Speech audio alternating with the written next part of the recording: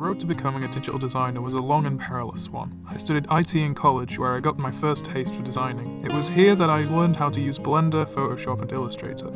Instantly, I was in love. However, with it being an IT course, and not a design course, I was very much pressured into either studying computer science or cybersecurity. After one of the worst years of my life, suffering through a computer science course I hated, my friend who worked at a theatre asked if I could edit some videos that would be used in a production. He also said that I would be paid. This was the first time that I had even considered that being a creative was a viable career. It wasn't long after this that I decided to reinvent myself and take the leap.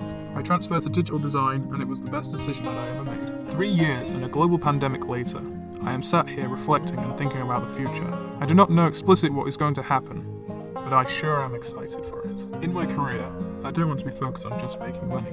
I wish to have a life where I enjoy myself, working on creative projects that I enjoy, even if that means I have to work in Tesco's to support that lifestyle. I choose to live with what I have called a hobbitcore life. To explain it in a quote from J.R.R. Tolkien himself, if more of us valued food and cheer above hoarded gold, it would be a much merrier world. After uni, I aim to focus on getting fit and finally losing the gut that I gained during the pandemic. I also believe that I want to learn how to do meditation. In this fast-paced life, sometimes I will need to learn how to calm down. Meditation should help me to accomplish this. I do hope to travel in the future. I have remained on our tiny island for all 21 years of my life, and I wish to change that. With the nature of this industry, I can access work remotely from anywhere. This means that I could travel around the world while still working on projects virtually. The place that I want to travel to the most is New Zealand. This is very stereotypical, but I think all major fans of Middle-earth wish to make the pilgrimage to the Shire at least once in their life.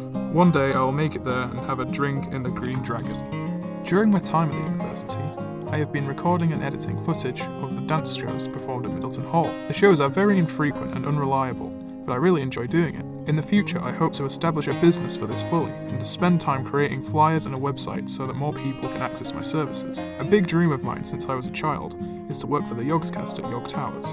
They have been a big part of my life, and I have watched content on their various YouTube channels daily for as long as I can remember. With them being an actual office-based business, this dream seems possible if I go down the right path. I believe if I get more professional experience in editing and content creation, I may be able to convince them to hire me. Another possible avenue that I'm considering is teaching. In my educational experience, I very much did not consider the creative industries to be a viable career path until I had already been pushed onto studying computer science. I believe that if I had teachers in high school or even college telling me that I could make a career out of editing videos or doing things I like Photoshop, my life may have been happier much sooner. I think one of my biggest strengths is my compassion for helping others to succeed. If someone asks me for help, I will try everything that I possibly can to help them. If I choose to go down the teaching route, I think this would be a very desirable trait. I think my other biggest strength is my ability to work under pressure.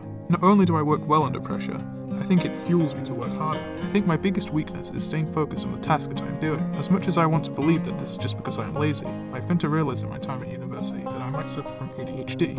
I came to this conclusion because sometimes I explain how my brain works, and my friends just say that that isn't normal.